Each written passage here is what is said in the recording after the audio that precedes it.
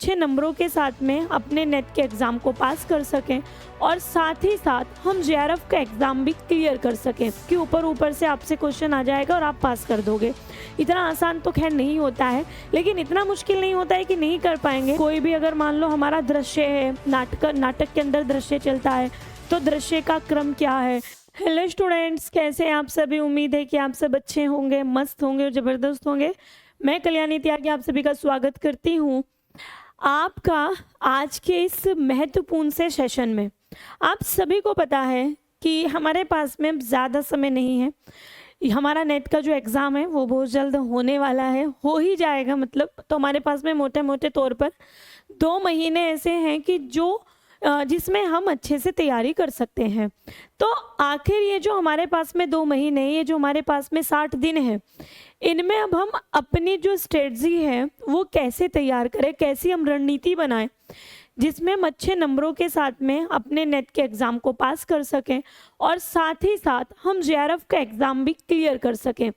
तो आखिर हमें क्या करना होगा उसी पर ज़रा एक बार बात कर लेते हैं। क्या तरीका अपनाएं कि हम इतने अच्छे से अपनी तैयारी कर पाएँ जो हमारा नेट, और उसी में अगर हम बात करें कि जेआरएफ अगर हमारा पास करने का एक इरादा है, सपना है, तो हम अपने सपने को इसी बार में पूरा कर लें। जब भी हम नेट के एग्ज़ाम देने बैठते हैं तो हमारी आधे से ज़्यादा तैयारी हो चुकी होती है। पूछो कैसे? आपने मास्टर्स कर लिया होता है या कर रहे होते हैं, तो काफ़ी हद तक जो हमारा बेसिक चीज़ें हैं वो कवर हो जाती है। लेकिन कुछ हमारे स्टूडेंट्स ऐसे होते हैं जहाँ जो मतलब कॉलेज के अंदर कम पढ़ाई करते हैं या कम क्लासेस अटेंड कर पाते हैं, या और भी बहुत सारे रीज़न हो सकते हैं, क्लासेस में नहीं जाना या जो भी आप करें, या फिर आप डिस्टेंस एजुकेशन से करते हो, क्लासेस ज्वाइन नहीं करते हो, और क्लासेस ज्वाइन करने से काफ़ी चीज़ें हमारी कवर हो जाती हैं। लेकिन जो बच्चे हमारे ऐसे होते हैं जो डिस्टेंस एजुकेशन के ज़रिए अपनी एमए कंप्लीट करते हैं, अपना मास्टर्स कंप्लीट करते हैं, तो उनके सामने भी कुछ दिक्कतों का सामना उनके सामने भी कुछ ऐसी दिक्कतें आती हैं जहाँ वो उस तरीके से तैयारी नहीं कर पाते कि वो एक बार में या 2 बार में अपना नेट और जेआरएफ पास कर लें। अभी मैं बात करूँगी उन बच्चों की जिन्होंने काफ़ी हद तक या तो अपनी तैयारी कर ली हो, मतलब जिनका जो बेसिक है, जो नींव है, जिनकी नींव अभी मजबूत हो चुकी है। अब नींव कैसे मजबूत हो चुकी होगी कि जो हमारा बेसिक स्ट्रक्चर होता है, और बेसिक स्ट्रक्चर हमारा होता है अपना सिलेबस।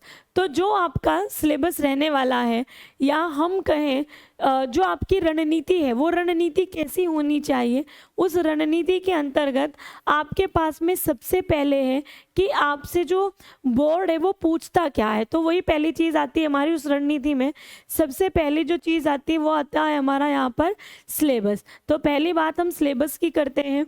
इसको आपको अच्छे से जिस बच्चे ने पढ़ लिया होगा, ठीक है, सबसे पहला है कि इसको बहुत अच्छे से पढ़ना चाहिए। जिस बच्चे ने इसको अच्छे से पढ़ लिया होगा, जितनी भी हमारी यूनिट्स इसके अंदर आती हैं, सभी यूनिट्स का जो बेसिक पार्ट होता है वो बेसिक पार्ट जो बच्चे ने कर लिया होगा। साथ ही जिस बच्चे ने PYQ करने शुरू कर दिए होंगे और कुछ मॉक टेस्ट भी देने जिसने शुरू कर दिए होंगे, उसका एक जो बेसिक चीज़ें हैं या कहें जो नींव है वो उस बच्चे की मजबूत हो चुकी है। हमारे पास में बहुत सारे तरीके होते हैं। देखो, कम से कम 1 साल लगता है। 1 साल क्यों लगता है? इसलिए क्योंकि एक नींव तैयार करना, एक सिलेबस को अच्छे से रीड करने में भी आपको 1 महीने का समय लग जाता है, क्योंकि आपका जो पेपर आता है वो बिल्कुल डिटेल में जाकर हमसे पूछी जाती हैं चीज़ें। ऐसा नहीं है कि ऊपर ऊपर से आपसे क्वेश्चन आ जाएगा और आप पास कर दोगे। इतना आसान तो खैर नहीं होता है, लेकिन इतना मुश्किल नहीं होता है कि नहीं कर पाएंगे। हमारे पास में 1 साल का समय बहुत होता है, और उस 1 साल में हमें बहुत सारी चीज़ों को इकट्ठा करना होता है। और फिर जो ये 2 महीने की जिनकी मैं बात कर रही हूँ, ये उन्हीं बच्चों के लिए है जिन बच्चों की नींव पूरी तरीके से मजबूत हो चुकी है। अब इसमें वो बच्चे भी हैं जो भी हमारे कोर्सेज के साथ में जुड़े हुए हैं, क्योंकि मैं हर चीज़ को पूरा डिटेल में आपके लेकर चलूँ, आपके सभी टीचर्स भी बहुत डिटेल में आपकी चीज़ें लेकर चल रहे हैं। और जो ये 2 महीने हैं, इन 2 महीने में हम इस तरीके से तैयारी करा देंगे आपकी कि आराम से आप अपने पेपर को पास कर लेंगे। कुछ बच्चे ऐसे होंगे जो अभी या फर्स्ट टाइम एग्ज़ाम दे रहे हो या अभी तक कोर्स के साथ में नहीं भी जुड़े हुए होंगे, तो उनको मैं बता देना चाहूँगी कि वो भी अभी भी जुड़ सकते हैं, ऐसा नहीं कि नहीं जुड़ सकते। बैक एंड की जो क्लासेस हैं वो सभी आपको रिकॉर्डेड फॉर्म में मिल जाएंगी। बाकी आप आगे के लिए भी अपनी तैयारी को स्टार्ट कर सकते हैं। अब हमारा है कि अब 60 दिनों में हमें क्या पढ़ना है, क्या कैसे पढ़ना है, अब और कैसे हम पेपर को पास कर सकते हैं। तो पहली जो चीज़ है, अब आपके लिए अब आपको 2 काम करने होंगे। अब हमारा जो पूरा फोकस जाएगा वो जाएगा प्रैक्टिस पर। इस प्रैक्टिस में हमें एक तो PYQ को ऐड करना पड़ेगा, प्रीवियस ईयर क्वेश्चंस को। प्रीवियस ईयर क्वेश्चंस कम से कम 5 से 6 साल पहले तक के प्रश्न पत्र आपको सॉल्व करने ही करने हैं। और ज़्यादा से ज़्यादा प्रश्न आपको करने हो अगर सोल्व, तो आपको पता है कि मॉक टेस्ट उसका एक बहुत अच्छा ऑप्शन होता है। तो आप यहाँ पर अपने मॉक दे सकते हैं। मॉक टेस्ट देने से भी आपकी तैयारी बहुत बेहतर होती है। दोनों ही चीज़ें आपको हमारे ऐप पर मिल जाएंगी, ऐसा नहीं है कि नहीं मिलेंगी। इन दोनों चीज़ों से आप वहाँ पर अपनी तैयारी कर सकते हैं। फिर होती है हमारा एक प्रैक्टिस बैच, जिसके अंदर हम प्रैक्टिस भी करवाते हैं। तो आपको यहाँ पर कोई भी, मतलब ज़रूरी नहीं है कोई भी, आप एक अभ्यास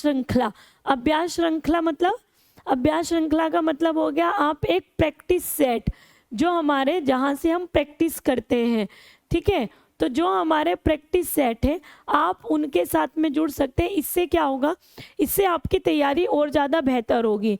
अगर बात पढ़ने की आए, अगर हमें किताबों के अंदर से पढ़ना है, जब बात पढ़ने की आती है तो यहाँ मेरा जो सजेशन है, मान लो मैं हिंदी को लेकर बात करूँ, जो हिंदी वाले बच्चे हैं तो वो कैसे पढ़ेंगे, बाकी जो बच्चे हैं उनके लिए भी मैं ये कहूँगी कि जो बुक्स के अंदर की चीज़ें, यानी कि जैसे आपके पास में कोई कहानी लगी है मान लो जैसे आपके पास में लगी है उसने कहा था, एक कहानी है जो आपके पास में आएगी। मान लो एक आपके पास में लगा हुआ है गोदान, ठीक है, एक लगा हुआ है मैला आंचल। तो ये किसका है वो तो हमें पता होना ही चाहिए, लेकिन जितने भी आपके पास में नाटक हैं, उपन्यास है, कहानियाँ हैं, जो ये सब चीज़ें लगी हुई है, आप पूरी कोशिश जो कोशिश करोगे, जो पूरा समय दोगे वो इनको पढ़ने पर दीजिएगा, इनके पात्र। क्योंकि आपका 80% जो 80 नहीं, चलो 70% जो पेपर है वो इसी बेस पर आएगा, जिसके अंदर आपसे पूछा जाएगा किसी का पात्र कौन सा है, उसका घटनाक्रम कौन सा है। तो कोई भी चीज़ें आ सकती हैं, आपसे पात्र आ सकता है, आपसे घटनाक्रम आ सकता है, किसका घटनाक्रम क्या है, या फिर कोई भी, अगर मान लो हमारा दृश्य है, नाटक के अंदर दृश्य चलता है तो दृश्य का क्रम क्या है, या फिर आपकी डायलॉग्स हैं यानी कि संवाद हैं, संवादों का क्रम क्या है। तो इसके लिए आपको इनको पढ़ना पड़ेगा और जो पूरा फोकस देना है आपको वो इन पर देना है, साथ ही आधुनिक काल पर देना है। ये और आधुनिक काल दोनों को मिलाकर पढ़ लेना, 70% आपका पेपर आप वैसे ही पास कर जाओगे। हिंदी की बात मैं यहाँ पर कर रही हूँ, जो हमारा 100 नंबर वाला है। जो 30% है उसमें आपकी जो बेसिक नॉलेज होती है, जो समझ होती है किसी भी टॉपिक को लेकर, हम उसको तैयार करते हैं। जैसे मैं आपको पता भी होगा, जो मैं कोर्स में आपको पढ़ाती हूँ, तो मेरा पूरा फोकस होता है कि जो बेसिक नॉलेज है, कोई चीज़ होती क्यों है, कैसे होती है, कारण क्या है, कैसे आई, तो उन पर भी बात बहुत ज़रूरी है, क्योंकि वहाँ से तर्क और स्थापना से आपको डायरेक्ट क्वेश्चन फंसता है। और अगर आप उनको भी वहाँ पर मिलाकर चलते हो तो 80% आपकी तैयारी यहीं से हो जाती है। 70 हो गया प्लस 10 आपका वहाँ से हो जाता है, और 10% में हमारी रचनाएं आती हैं। पहले रचनाएं ज़्यादा आती थी कि कौन सी रचना किसकी है, इस तरह के प्रश्न काफ़ी आते थे। अब उनकी जगह इन्होंने ले लिया है कि उनके पात्रों वगैरह के हो गया, उसका कथानक कैसा है, शैली ढंग क्या है, इन तरह के क्वेश्चन ने ले लिया है, और वो आपका 10% में सिमट गया है। उसमें भी आपके मिलान वाले भी आएंगे, जहाँ पर आपको मिलान करना पड़ेगा या फिर क्रम से लगाना पड़ेगा। तो अभी जो हमें मेन काम करना है, PYQ पर ध्यान देना है, मॉक पर ध्यान देना है, अभ्यास श्रृंखला यानी कि प्रैक्टिस सेट पर ध्यान देना है। जो आपके पास में पुस्तकें लगी हुई हैं, पुस्तकें पढ़ने पर ज़्यादा फोकस करना है। अगर आप इस तरीके से चीज़ों को लेकर चलोगे तो गारंटी के साथ इस बार में आप JRF नहीं तो नेट तो आप आराम से पास कर लोगे। जो बिल्कुल बेसिक, ये मैंने इन 2 महीने की सिर्फ तैयारी के हिसाब से बताया, लेकिन अगर आपने, जैसे मैंने पहले कहा कि नींव अगर तैयार है और फिर आप इसको करते हो तो 100% आप JRF पास कर जाओगे। बस इसके लिए आपको थोड़ा सा अपने अंदर अपने आप को मोटिवेट रखना पड़ेगा, आपको ये देखना पड़ेगा कि इतनी तैयारी है और मैं इस तरीके से अपनी तैयारी को और ज़्यादा बेहतर कर सकता हूँ। तो मेन जो आपका काम होगा इस बार में, अब आपका जो मेन काम है वो सिर्फ इसी पे ही रहना चाहिए कि हमें किस तरीके से अब चीज़ों को लेना है। बस PYQ बिल्कुल नहीं भूलना है, मॉक बिल्कुल नहीं भूलना है, प्रैक्टिस सेट नहीं भूलना है और पुस्तकों को अंदर से पढ़ना हमें शुरू कर देना है। चलिए तो फिर मिलते हैं और बाकी जानकारी के साथ में। अगर आपकी भी कोई क्वेरी है, आपको कुछ जानना है तो आप कमेंट सेक्शन में मुझे बता सकते हैं, उस बात का उत्तर मैं आपको अगली वीडियो के अंदर दे दूंगी। चलिए बाय बच्चों, टेक केयर, ध्यान रखिएगा, जय हिंद।